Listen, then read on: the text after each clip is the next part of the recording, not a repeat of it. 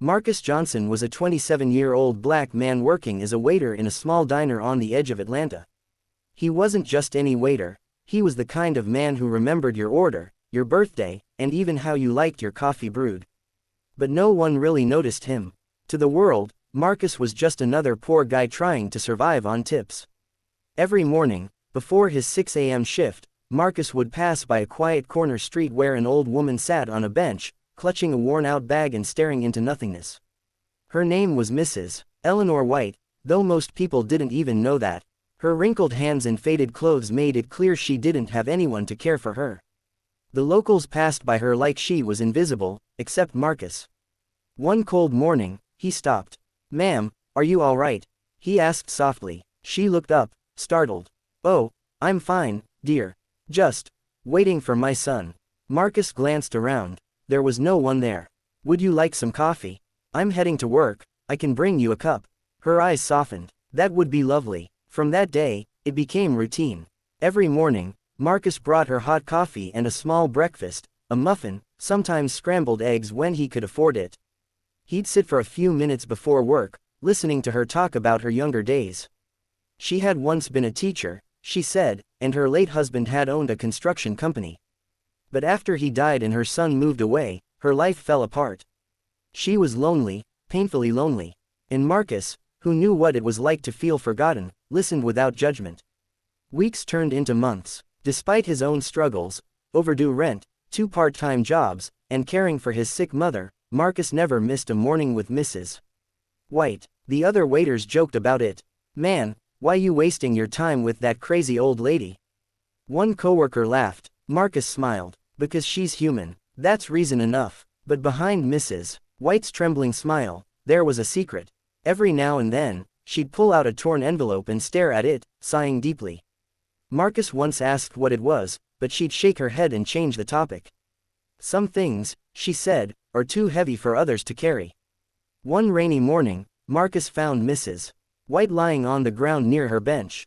He panicked, calling for help, and stayed by her side until the ambulance arrived. "Stay with me, ma'am. Please," he begged. Her frail hand gripped his. "You're a good man, Marcus. Don't ever stop being kind." He followed the ambulance to the hospital, staying all night until the doctors said she was stable. When the nurse asked if he was family, Marcus hesitated, then said, "No, just a friend." Days passed before Mrs. White woke up. She smiled weakly when she saw him. "You came." "I wasn't going anywhere," he replied. As she recovered, Marcus continued visiting her daily, bringing fresh flowers from the diner counter. He read her the newspaper, told her stories about the customers, and sometimes sang quietly to make her laugh. She told him he reminded her of her late husband, humble, kind, and honest. One evening, as Marcus prepared to leave, Mrs. White said something strange. "Marcus, if something happens to me, there's a letter in my bedside drawer. Promise me you'll make sure it's given to the right people." He frowned. "Of course, ma'am, but don't talk like that. You're getting better." She smiled faintly. "I hope so, dear. I truly hope so." A week later, Marcus arrived at the hospital to find her room empty. The nurse told him Mrs. White had passed away in her sleep. Marcus stood frozen, tears filling his eyes. He felt like he'd lost family. Then he remembered the letter. He found it, sealed and addressed simply, "To my lawyers, Hastings and Rowe." He didn't know what to do, but he honored his promise. After his shift, he took the bus downtown and handed the envelope to the receptionist at the law firm. The woman looked puzzled. "She told me to give it to you," Marcus said quietly. She nodded, taking it. "Thank you, sir." Marcus walked out, not realizing that what he had just done would soon change his life forever. 3 days later, Marcus was wiping tables in the diner when 2 black SUVs pulled up outside. He glanced up. 3 sharply dressed lawyers stepped out, followed by 2 uniformed police officers. The customers turned their heads, whispering, "Marcus Johnson?" one lawyer asked, scanning the room. Marcus froze, thinking maybe there had been some mistake. "Yes, sir. You need to come with us." Everyone stared as Marcus was led outside.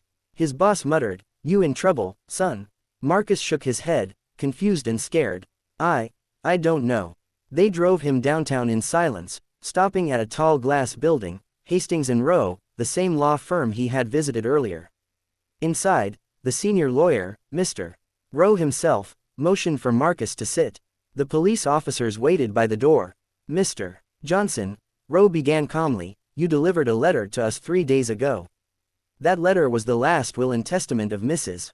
Eleanor White. Marcus blinked. Her will, yes, and you might want to sit down for this. Rowe opened a folder and handed him a document. It was several pages long, but one line caught his eye. Greater than, I, Eleanor White, being of sound mind and body, hereby leave all my assets, including my house, savings, and remaining estate, to Mr.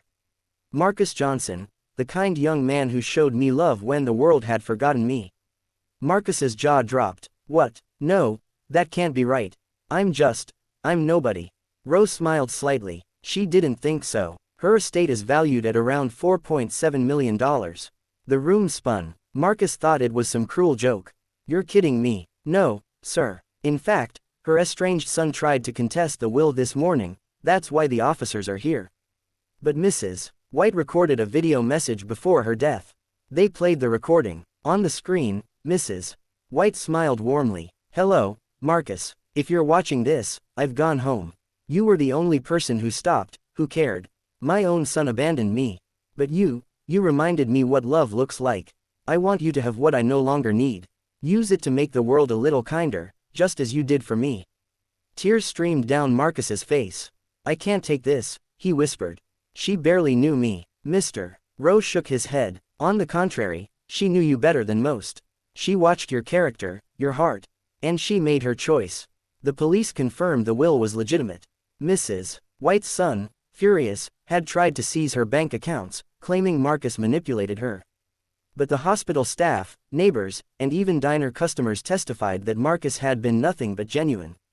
The court dismissed the son's complaint. That evening, Marcus walked back to the diner, still wearing his old uniform, still stunned. His coworkers surrounded him, asking what had happened. You won't believe it, he said softly. Mrs. White, she left me everything.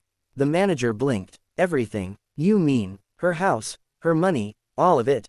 For the first time in years, Marcus didn't know whether to smile or cry. He had spent his life giving without expecting anything, and now, life had given back. Weeks passed, and Marcus used the inheritance not to live lavishly, but to build something meaningful. He restored Mrs. White's old home and turned it into a community shelter called Eleanor's Place, a safe space for the elderly, homeless, and anyone in need. He hired local workers, paid fair wages, and started a free meal program at his diner. News outlets began covering his story, the waiter who inherited millions and gave it all back. Reporters asked him why he didn't just retire rich. Marcus smiled. Because kindness isn't a business deal. Mrs. White didn't give me money, she gave me purpose. One afternoon, as he was serving food at the shelter, a little girl tugged on his apron. Are you the man who helped the old lady? She asked. Marcus knelt down. Yes, I was. She must have really liked you, the girl said.